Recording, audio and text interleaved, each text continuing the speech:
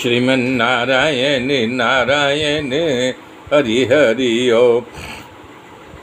श्रीमन्नारायण नारायण हरि हरि ओम।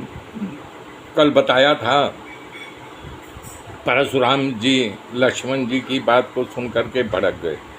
अरे दुष्ट, तुझे बालक समझ करके मैं नहीं मार रहा हूँ।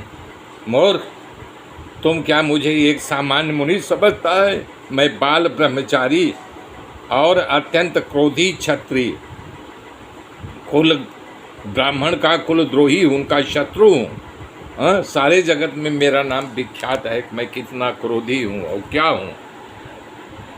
तब जो है लक्ष्मण हंस करके बोले थे, ओह मुनीश्वर, आप अपने आप को बहुत बड़ा योद्धा समझ रहे हो। मुझे अपनी बार बार कुल्हाड़ी दिखा रहे हो, मानो फूंक करके पहाड़ उड़ाना चाहते हो। यहाँ मैं कोई कुम्हड़े का बतिया हूँ जो तर्जनी उंगली दिखाओगे तो मैं जल करके भस्म हो जाऊँगा। आपको भृगवंशी समझ करके मैं कुछ नहीं बोल रहा हूँ। आपके कंधे पर यज्ञोपवीत है। जो आप कुछ कर रहे हो अपना क्रोध रोक करके मैं सह ले रहा हूँ। देवता, ब्राह्मण, भगवान के भक्त और गौ का मैं सेवक हूँ। हमारे वंश में इनकी सेवा ली है, क्योंकि इनको मारने से पाप लगता है और हार जाने से अपकीर्ति की प्राप्ति होती है। अगर आप मारे तो भी मैं आपके पैरों पर गिर करके बार बार आपसे क्षमा याचना करूँगा। जो बिलोकियन चित कहो क्षमहु महामुनि दीन, और सुनि सरोस भृगुवंश मणि बोले गिरा गंभीर।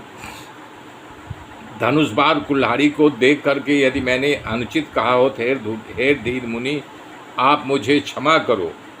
इससे सुनते ही भृगुवंश मणि परशुराम क्रोध में आकर के गंभीर वाणी बोले, हे विश्वामित्र सुनो, एक बालक बहुत ही कुबुद्धि और कुटिल है। ये काल के बस में होकर के अपने कुल का घातक बन रहा है। ये सूर्यवंश रूपी पूर्ण चंद्रमा का कलंक है। ये बिल्कुल उदंड, मूर्ख और निडर बालक है। अभी क्षण भर में ये काल के गाल में समा जाएगा। इस प्रकार से कह रहा हूँ, इसके बाद मेरा कोई दोष नहीं होगा। आप इसे बचाना चाहते हो तो हमारा प्रताप, बल और क्रोध इसे बता करके इसे बचा लो समझा करके। लखन कहे ओ मुनि सुजसु तुम्हारा, तुम ही अछत को बरने पारा। अपने मुँह तुम आपनी करनी, बार बार अनेक भांति बहुबरणी।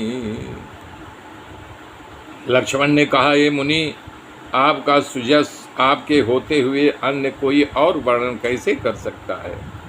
आप अपने मुख से एक बार नहीं अनेक बार अपनी करनी का वर्णन कर चुके हैं। फिर भी इतने से संतोष न हो तो फिर कुछ कहो। अपने क्रोध को रो करके असह्य दुख को क्यों सह रहे हो? धैर्यवान और क्षमा क्षोभ रहित हो।